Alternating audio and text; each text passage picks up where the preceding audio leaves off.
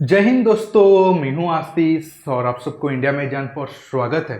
दोस्तों, आप सब जानते हैं तालिबान काबुल पर लगभग 20 दिन से कब्जा कर चुका है, लेकिन अब तक तालिबान का सरकार काबुल में नहीं बन पाया है। आप सबको याद होगा, कल आईएसआई चीफ फैज हमीद काबुल गए थे और पाकिस्तान की मीडिया या फिर पाकिस्तान के जो लोग हैं ये फोटो को शेयर करके बता रहे थे, देखो ये फोटो भारत के लिए मैसेज है, क्योंकि टीज फैंटास्टिक, मतलब ये मैसेज देने के लिए तालिबान के साथ आईएसआई चीफ ऐसे फोटो खींच रहे हैं। लेकिन दोस्तों, सच्चाई इससे बिल्कुल अलग है। अब अफगानिस्तान में जो हालात बना हुआ है वो पाकिस्तान के लिए काफ़ी टेंशन वाली बात है, और ये हमारे देश मतलब भारत के लिए एक अपॉर्चुनिटी खोलता है तालिबान को या फिर अफगानिस्तान में अपने इन्फ्लुएंस बढ़ाने के लिए।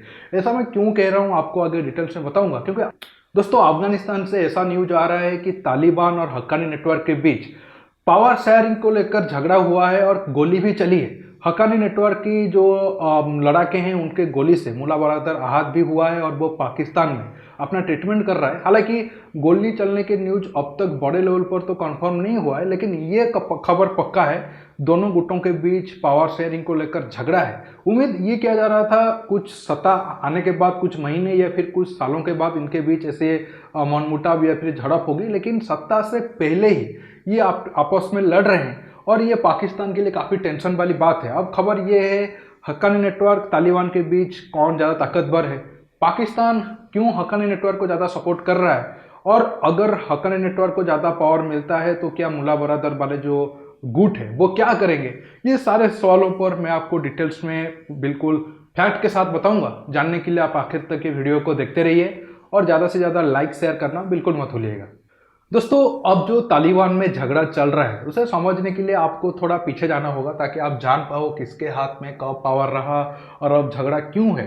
देखिए, जैसे हमारे भारत में कई सारे पार्टी मिलकर सरकार बनाते हैं, हालांकि भारत में तो इलेक्शन होता है, तालिबान ऐसा तो करके नहीं आया है, वो बंदूक के दम पर सरकार बनाए हैं। लेकिन ऊपर से तो आपको दिख रहा है कि ये तालिबान है, लेकिन उनके अंदर कई सारे ग्रुप है।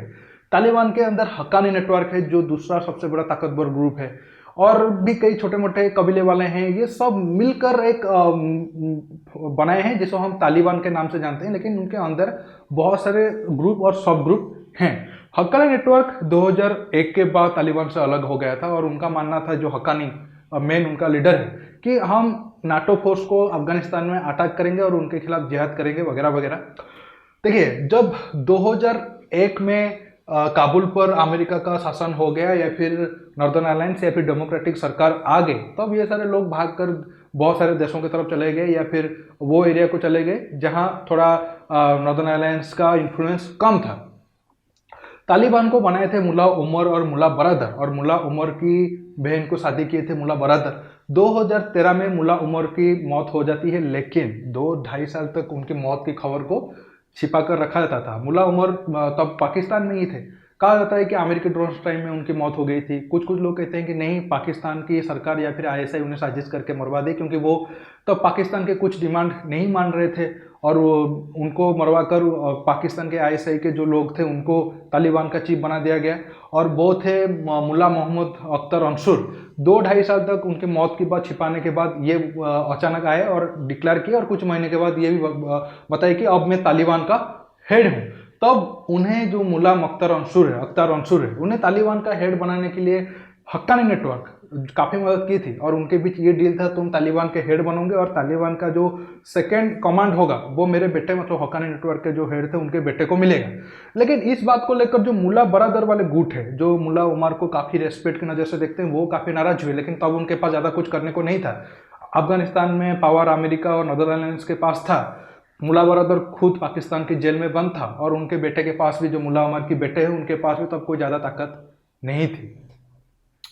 इसके बाद अब अगर प्रेजेंट टाइम में आए, हालांकि मुल्ला अख्तर अंसुर का 2016 में ही अमेरिकी ड्रोन स्ट्राइक में मौत हो गई थी। अब जो बताया जा रहा है कि ईरान की मॉडल पे अफगानिस्तान में भी सरकार बनेगी, और उनका सुप्रीम लीडर होंगे अखुंजादा, और सेकंड कमांड या फिर प्राइम मिनिस्टर होंगे अब्दुल गनी बरादर। ये दो गुट है, क्योंकि ये जो अखुंजादा है, ये 2016 में जब मुल्ला अख्तर अंसुर जिंदा थे तब उनका राइट हैंड थे या फिर उनका करीबी लोग थे। मतलब ये मुल्ला बरादर की ग्रुप के नहीं है। ऑलरेडी मुल्ला बरादर ग्रुप को मतलब अफगानिस्तान का टॉप 1 पोजीशन नहीं मिला है, वो अभी टॉप 2 पे है। अब लड़ाई है अफगानिस्तान का आर्मी चीफ कौन बनेगा या फिर कौन वो पोस्ट को होल्ड करेगा जिसके पास तालिबान के जितने लड़ाके हैं उनको वो कंट्रोल करेगा। देखिए, जिसके पास आर्मी होगा वो अफगानिस्तान के पैसों को कंट्रोल करेगा। पैसा आर्मी आपके पास है तो आपके पास पावर रहा, क्योंकि ये तो इलेक्शन अफगानिस्तान में नहीं होता है, जो एक बार आ गया तो वो मरते दम तक वहीं पोस्ट पर ही रहेगा। अब इसी बात को लेकर लड़ाई है। अब जो मुल्ला उमर के बेटे हैं वो बोल रहे हैं कि मेरा खानदान या फिर ये सारे मेरे जितने रिलेटिव्स थे वो काफ़ी मेहनत किए हैं, तो अब मैं बनूंगा अफगानिस्तान आर्मी चीफ या डिफेंस मिनिस्टर या फिर मेरे अंडर सारे फौज रहेगा। अब भी प्रेजेंट टाइम में 50% आर्मी के जो अफगान तालिबान के आर्मी है उन्हें कंट्रोल करता है मुल्ला उमर, लेकिन हक्कानी नेटवर्क उतने आसानी से ये पोस्ट को छोड़ने के लिए तैयार नहीं है। हक्कानी नेटवर्क के अब दो बड़े लीडर है, अनास हक्कानी और खलील हक्कानी। इनका कहना है कि अब हमें तालिबान का डिफेंस मिनिस्टर बनाया जाए, और इसी बात को लेकर मुल्ला बरदर और जो मुल्ला उमर के बेटे थे मुल्ला कयूम, शायद उनके बीच अभी झगड़ा है और बताया जाता है कि गोलीबारी, जैसे मैंने आपको बताया, गोलीबारी भी हुआ है। अब दोस्तों बड़ा सवाल ये है, पाकिस्तान आर्मी क्यों हक्कानी नेटवर्क को सपोर्ट कर रहा है, क्यों मुल्ला उमर की बेटे या फिर मुल्ला बरदर को सपोर्ट नहीं कर रहे हैं, क्योंकि वो भी तो पाकिस्तान एजेंट है। देखिए, ये मतलब माना जाता है ये मुल्ला उमर के बेटे हो या फिर मुल्ला बरदर हो, इनकी ताकत सऊदी अरब से आता है। सऊदी अरब को पीछे से वो अमेरिका से ही मतलब उनका पावर है, मतलब ये एक तरीके से अगर जरूरत पड़ी तो ये अमेरिका और सऊदी अरब की तरफ कॉम्प्रोमाइज हो सकते हैं। लेकिन जो हक्कानी नेटवर्क है उसके साथ ऐसा नहीं होगा, वो पाकिस्तान की बात बिल्कुल मानेगा। अगर अफगानिस्तान में हक्कानी नेटवर्क का ज़्यादा पावर रहा तो एक तरीके से वहाँ पर पाकिस्तान का राज ही हुआ। इसी बात को लेकर आईएसआई चीफ अब काबुल पहुंचे हैं और वो कोशिश कर रहे हैं कि हक्कानी नेटवर्क को ही डिफेंस मिनिस्टर मिले, लेकिन ऐसा होगा नहीं। अगर ऐसा हुआ तो लड़ाई और जोर से होगा और वो यही लोग ही आपस में लड़कर खुद को एक दूसरे को ख़त्म करेंगे, जो हमारे लिए एक अपॉर्चुनिटी बनाएगा अफगानिस्तान के अंदर अपना इन्फ्लुएंस को बढ़ाने के लिए। अगर हम अपना इन्फ्लुएंस भी ना भी बढ़ाए, ये आपस में ही लड़कर खुद को ख़त्म करेंगे। इसके साथ दोस्तों अब कुछ पाकिस्तान से कहेंगे, तुम्हारे पास क्या प्रूफ है कि उनके बीच लड़ाई जारी है और इसी वजह से ही आईएसआई चीफ गए हैं काबुल। देखिए, सिंपल सा बात है, गोली चला हो या ना चला हो उसको साइड से हम कर देते हैं, लेकिन झगड़ा तो है। नहीं तो जो सरकार 2-3 दिन पहले वो बता रहे थे कि हम बनाएंगे, वो अभी तक क्यों नहीं बना है। और अब तो आज प्रेजेंट टाइम में खबर है अफगानिस्तान में सरकार बनाने का प्रोसेस 7-8 दिन के लिए और मतलब डिले कर दिया गया है, और आईएसआई चीफ जाकर दोनों के बीच मीडिएशन कर रहे हैं। तो जो समझदार है उनको इशारा काफ़ी है।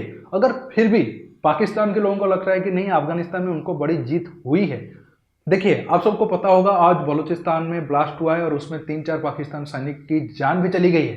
अब तो अफगानिस्तान में भारत नहीं है। अब फिर भी अगर पाकिस्तान में ऐसे हमले हो रहे हैं तो फिर पाकिस्तान को अब सोचना चाहिए अफगानिस्तान में तालिबान आकर उसका जीत हुई या फिर उसका हार। और जब तालिबान 1996 से 2001 तक अफगानिस्तान में था तब पाकिस्तान को कितना फायदा हुआ। छोड़िए, ये लोग तो कभी समझेंगे नहीं, भारत के प्रति उनके दुश्मन के कारण वो कुछ भी करने के लिए तैयार रहेंगे। लेकिन अब मैं आखिर में इतना कहूँगा, अफगानिस्तान में जो लड़ाई कुछ सालों के बाद होना था वो अब से होना शुरू हो गया है, जो हमारे लिए काफ़ी खुशी की बात है, क्योंकि ये लोग जितने आपस में लड़ेंगे हम उतने शांति और चैन से रहेंगे। आपको ये टॉपिक कैसा लगा नीचे कमेंट बॉक्स में जरूर कमेंट करके बताइए। दोस्तों रुकता हूँ, आप ये वीडियो को लाइक शेयर करने के साथ साथ मेरे चैनल को सब्सक्राइब करिए। नमस्कार, जय हिंद।